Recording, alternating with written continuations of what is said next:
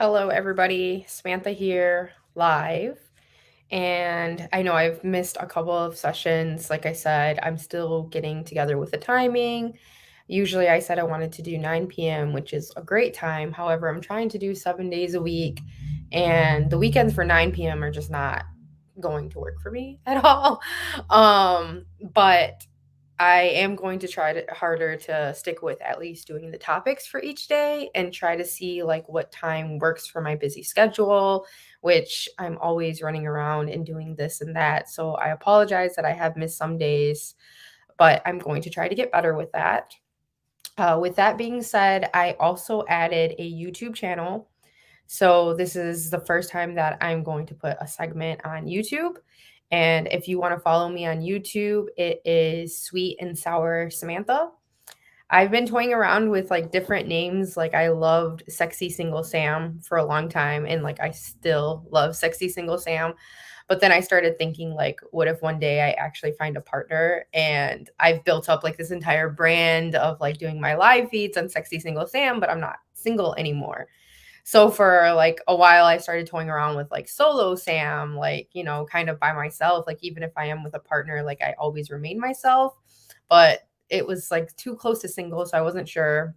A friend of mine recommended Southwest Brown Sugar, which I really liked. I'm very proud to be from Southwest Detroit. This is my home. Like I love that aspect of it. I like the twist of being like sweet, like the sugar part, and being like brown. Of course, I'm very proud of my brown roots, being of Mexican heritage and indigenous. So that was great. But then recently I stumbled upon Sweet and Sour Sam or Sweet and Sour Samantha.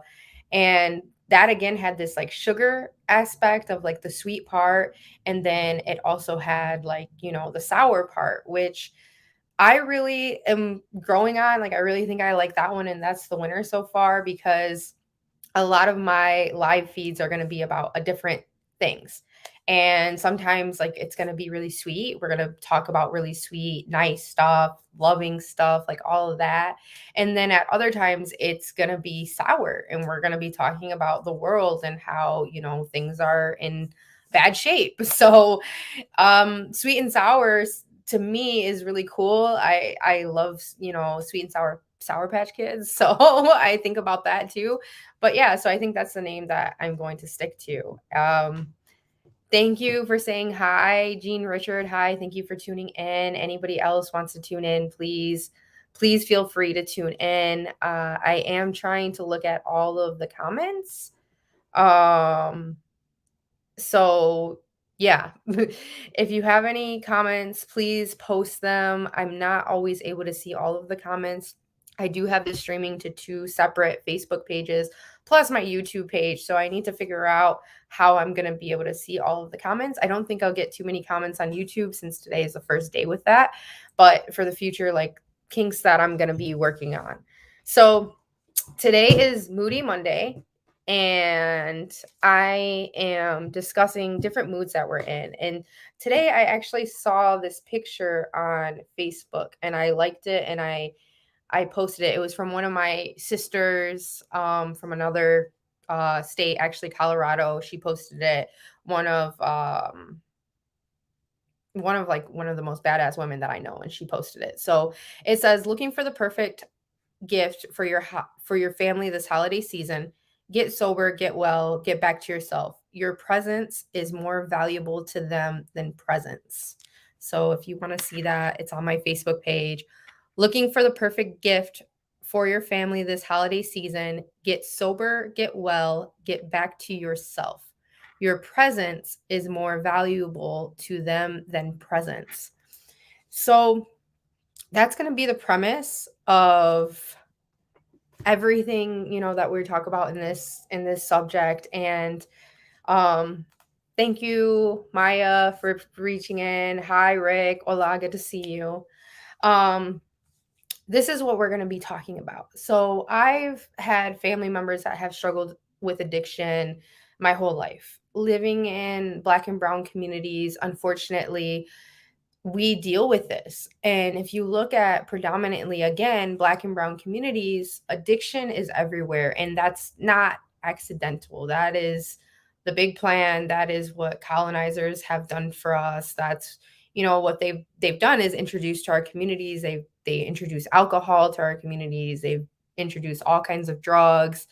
When we were in Standing Rock, we confirmed that there were government agencies bringing in all kinds of drugs and narcotics because they were trying to break up what we were doing when we were protesting.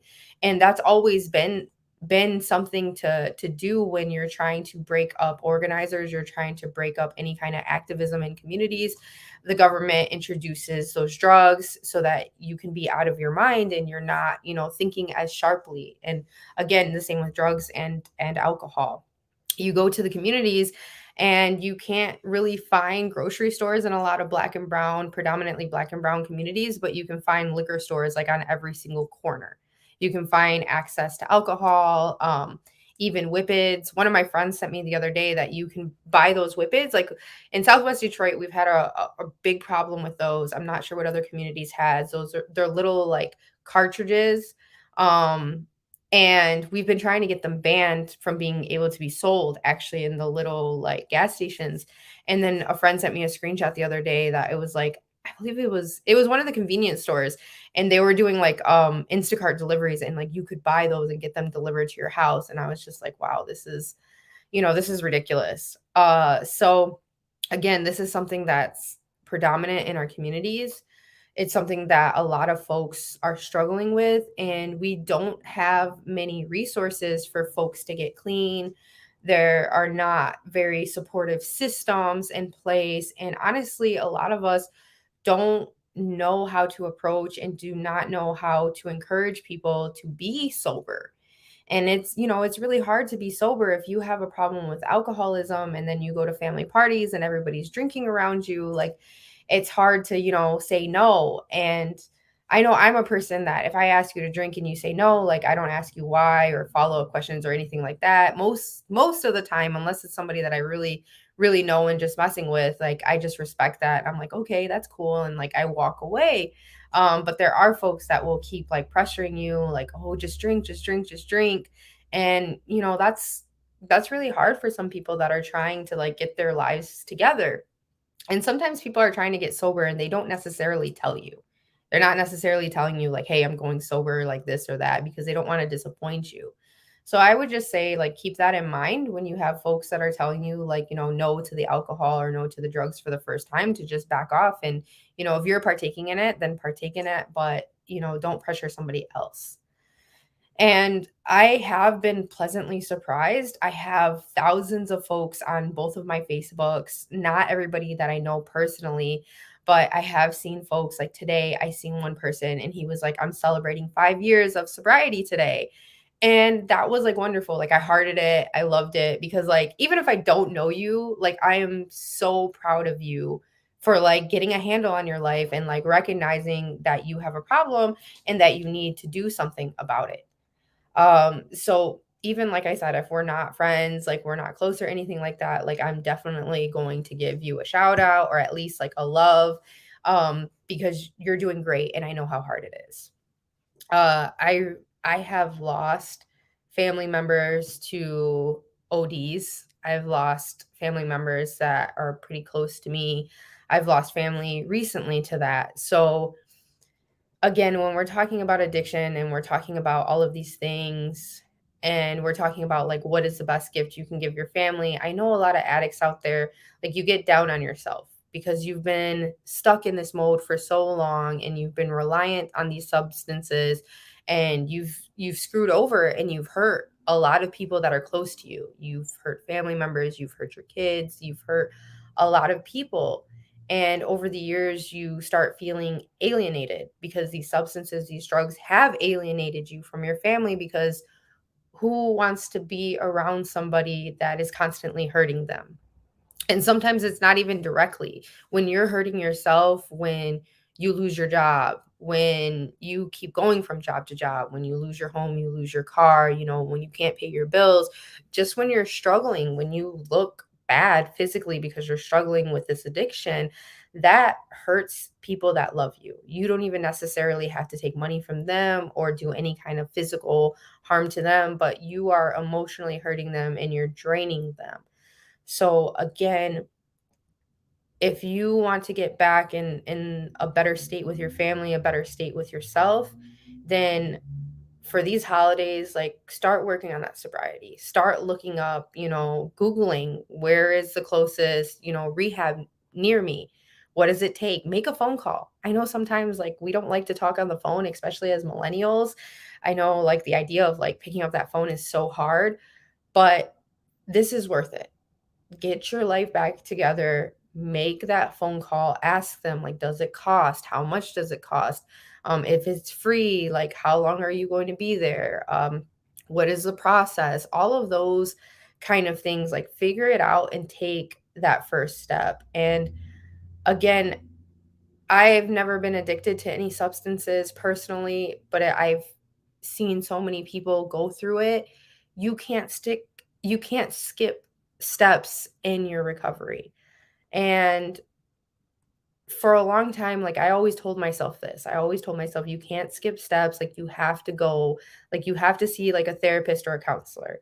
That is something that you need. And whether that's a direct counselor and therapist, if you can do that, great. If you can't, at least go to meetings. Find, like, an alcohol or substance abuse meeting where you can go and you can say, like, hi, I'm an alcoholic, or I'm a drug abuser, or whatever your issue is. Being able to say that out loud and admit it is the first step to your recovery.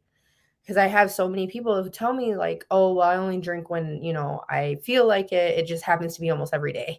It only happens to be at 10 a.m., but I could stop whenever I want. If you can stop whenever you want, then again, for the holidays, your family wants you to stop. Stop overly drinking, stop doing the drugs. It's not positive for your family. It's not contributing. Like, stop these behaviors if you can really stop. And if you attempt to stop and you're doing well and you're doing great and you make it to month 1, that's awesome. If you make it to month 2, that's great. If you make it to month 3, like, you're doing really well. But if you're making it to all these months, but you're still doing some other substance. So for example, you're addicted to some kind of pills, oxy, we'll say that. And you stop doing oxy, but then you're drinking heavily every day. That's not you getting sober. You can't replace one drug with another drug. You have to make sure that you're not doing anything completely. And if you're partaking in those other things, then again, you're not truly getting sober. And let's go back to it. If you're not truly sober, but you're like, oh, but Sam, I'm not doing, the meth, I'm not doing the cocaine, I'm not doing the oxy, I'm not doing, whatever those things are. I'm not doing those, but I am drinking. That drinking is going to lead you to doing those drugs. And whether it's 3 months, 6 months, 7 months, you're not even going to make it a year. Like, to be perfectly honest with you, you're going to have a relapse. You're going to go back into it. And then you're going to lie to yourself and you're going to tell yourself, oh, it's just one time. Oh, it was just 2 times. Oh, it was just when I was stressed. Oh, I don't do it all the time. I'm only going to do it on the weekends. I'm only going to do it at this point. But you're going to keep doing it. You're going to keep doing it. And trust me, with the world being so hard like it is, you don't need that. And the time that you're doing drugs and you're doing these substances and you're abusing your body, you're not spending it with your family and you're not spending it with your loved ones. So you need to make sure that you're keeping that in the back of your head. And a lot of the times when you're taking these substances, you change and you don't see it. You don't recognize it. You think you are still the same you. You are still functioning fine. You are still acting like the same person. But I promise you, you're not. I have had interactions with people where I don't get it at first. Like, I'm like, wow, like, you're acting like you're fine. You're acting like you're you. Like, I love this person. Like, I love being with you. And then all of a sudden you're just mean out of nowhere. And you try to rationalize and you're like, why are you doing this? Like, why are you acting like this? Why are you doing this? And the person is like, no, I'm rational. This is how I always act, but it's not. And other people, again, will see that. And no matter how much you try to cover it up, there are clues out there. And that's where it comes to us as family. we can't pretend that it's not happening. We can't just pretend like it's not, going on, that, it's, all good, because I have had plenty of family members take that approach and it doesn't work.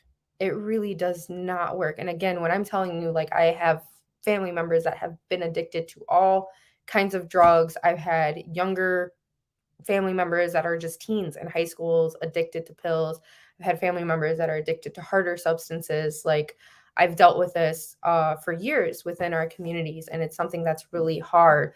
But again, us as family members, like, they're going to be upset with us, they're going to be mad with us, but it's better that you talk to them, try to have an intervention with them, try to tell them, like, look, I'm bringing this to your attention because I love you. It's not because I'm trying to put you down or I'm looking down on you or I think you're a bad person, but I love you and this is why I'm having the conversation. And especially if you're a parent that has a kid that is struggling with addiction, a child, whether they're older or younger, they're always a child to you. You really can't ignore that. You really have to have the conversation. You cannot wait for their friends to do it, because I guarantee you the friends they're hanging out with are the ones that got them into this. And you might think they're the best, like, oh, but they have this job, they have this title, they have that. That doesn't matter. Like, drugs don't matter, like, about that. Like, they can be functional, and there's highs and lows. Some people will be totally functional and you think they're on the top of the world, and then all of a sudden they're losing their jobs and things are going south. Then they go back up and they go back down. And it's because of these substances and it's because of these drugs. So if we really love our family members, we have to try to have these conversations. Rick Ayala says, and when you do something kind of helpful is to, like, set a goal. Like, once I save this much alcohol or cigarettes or whatever whatever, I'm going to go on a vacation or I'm going to buy a nice car. Oh yeah, that's really good. Turn those savings into something positive as well. Motivate yourself, something to do, something to help yourself out of that addiction, at least the jump start out of it, whether it helps. Remember, it's a state of mind that you're in. Your state of mind are our minds are. So yeah, that's really helpful too. Like, remembering that you have something to live for and remembering that you have something to look forward to. And yeah, drugs and alcohol, so much money goes to that. Like, so much money. Like, I drink on occasion, and I remember, like, thinking about it and, like, budgeting and stuff like that, especially when I was in college, when I was drinking a little bit more. And so much money went to alcohol. Like, that's crazy. And especially if you're going to the bar and you're buying drinks there, like, so much money goes to alcohol. And that's why I've been trying to do the Trip Tuesdays as well, because I know so many people in my community are like, Sam, I can never afford to go on vacation. I can't afford that lifestyle. Like, I don't know how you do it. Y'all, I get trips for the low. So again, like, a month or two of you saving, you can go on a great vacation. I can help you out. If you're a person that's struggling with addiction and you're a Black, Indigenous person of color, and, like, you're having all of these temptations around you, but you want to quit, and you're like, okay, I want to set this goal, I want a vacation, like, reach out to me. And you can tell me if you want, like, Sam, I'm struggling with this addiction. I watched your podcast and I heard the advice from Rick to set a goal, and I really want to go to Hawaii. Like, can you help me, like, set this goal and set this trip up? Like, how much will it be? Like, I am totally down to help you do that. Like, I want to help my community, and I know how hard it is for us. And again, I know that big myth is, like, we can't afford nice things, we can't afford vacations. Like, that's for, like, the white people. Like, I understand that is a mentality. Like, I didn't go on vacations when I was younger with my families because my grandfather was always like, no, we can't afford it. And he was making a pretty decent living. And it was just that he had this, like, thing in his head that, like, you needed $1 million to go to Disney World. And, like, that's not true at all. But that's because what was, like, portrayed to him. And then when you see those things, like, on TV and the news and things like that, like, when you're seeing these, like, vacations, it's changing now, but back in the days, especially, like, you seen white people in all those commercials. So you were like, that's not for me. Like, I'm brown. That's not for me. But yeah, so I love that, Rick. Like, setting a goals for whatever your addiction is. And cigarettes, yeah, is a huge addiction as well that drains your wallet like so much. Like if your kid wants to go to baseball camp this summer, like start looking at how much baseball camp is and how much like you can save each month, how much you spend on either cigarettes, alcohol, or drugs, and then cutting that out of the equation. And then all of a sudden you have this extra money to send your kid to a camp that they never thought they'd be able to go to, a band camp, you know, whatever it is. And I know making your kids makes you happy. Like I'm not a parent, but I have so many kids from just mentoring. Like all my kids are everywhere and I love them so much that I understand, like when I make my kids happy, when I take them on a trip with me, when I take them to eat, like I'm ecstatic. Like I used to make a decent paycheck when I was working for a nonprofit that, you know, was overseen by the colonizers and they got a lot of funding in. Like I was making a decent wage. Let me tell you, like most of my money went towards my kids and taking them to eat because like just the expressions were like so priceless. So things like that, like even small things like that, like how much do you spend on cigarettes in a week, and then seeing how much you save and being like, wow, I could take my kid to a nice dinner, or I can order a nice dinner, or like whatever it is, movies, whatever it is. But yeah, I think setting a goal is great. um Calvin, significant others can be harmful. Also very true. And drugs cause brain damage. Also very true. There are people that have gone into trips and not gotten out of them. Recently I had a friend tell me about a previous partner that this person was dating and took shrooms, and for the next week or even longer after that trip, the former partner, they were still talking, they were still on decent terms, started accusing the other partner that was sober of being a demon and of being like a bad person, and was scared of them because of like this trip. And like this person is describing this to me and I'm just like, wow, like and this person has told me like it's been weeks and like they're still like really in that bad trip. Sorry y'all. Southwest Detroit ambulances go by all the time. They usually don't last that long, but hope everybody is okay. Um, but yeah, so it definitely alters your state of mind, how you interact with people, and it's just not a good thing. Maya says it's a spiritual process. Yes, it can also be a very spiritual process, of getting closer to creator, getting closer to God, Allah, whoever you worship. Trying to get closer to that person can also help you on your journey. Sharon Rudd, my mother alcoholic suicide. I'm sorry, so sorry to hear that, Sharon. And yes, unfortunately, we've heard so many cases of violence and drugs or alcohol being involved, and a person either committing suicide and harming themselves directly, or getting behind the wheel and hitting somebody and killing somebody or injuring somebody, or, you know, in a fit of rage, hurting somebody that they love and not even remembering doing it. How many domestic violence relationships do we know where, you know, a partner has gotten abused by their spouse, their other partner, because they were on some kind of substance and they weren't in the right mind? And I've dealt with that in the past. I've dealt with that with partners, and I've dealt with being around people that I love completely altering their state of being, again, like going from the nicest person ever to just, you know, an angry person for no reason, exploding for literally no reason, or no legitimate reason, I should say. So this is a lot to take in. It's a huge topic. I appreciate everybody for tuning in. If you happen to watch this on record later and you have a story that you would like us to read, then feel free to drop it in the comments. And next Monday on Mood Mondays, we will spend a little bit of time talking about the last week's episode and reviewing any new comments if folks want to talk about that. If you have any topics that you want to suggest for Mood Monday or any of the other days that we have, please feel free to message me or leave those in the comments. Again, I know I said 9 o'clock for every segment, but that's not always going to be the case.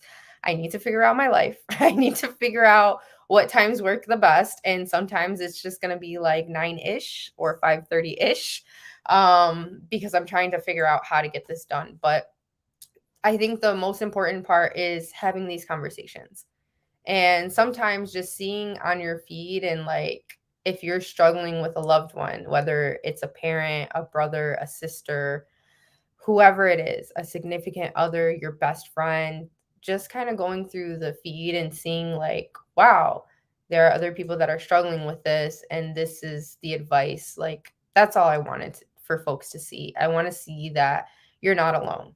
And if you are the addict, there are resources out there to help you. Please reach out to folks. Please talk to folks. Please take that first step. And if you take those first steps and it doesn't work and you relapse, and you go back to it and you want to try again, try again. Keep trying. Keep trying. Like I guarantee your family appreciates every single time that you get up and you dust off your knees and you keep trying. And if you're a person like me and you are not an addict, but you love an addict or you love multiple addicts, like I said, I have multiple family members that are drug users that I know of. And there are people that I love and have had relationships with that abuse certain substances. I know how hard it is. I know how hard it is and wishing that you could get that person back, wishing that you could get that old person back before they were on the drugs, before they were drinking the alcohol. And you can help them and you can support them when they start their journey, when they admit that they have a problem, when they go to that first meeting. You can go to that meeting with them.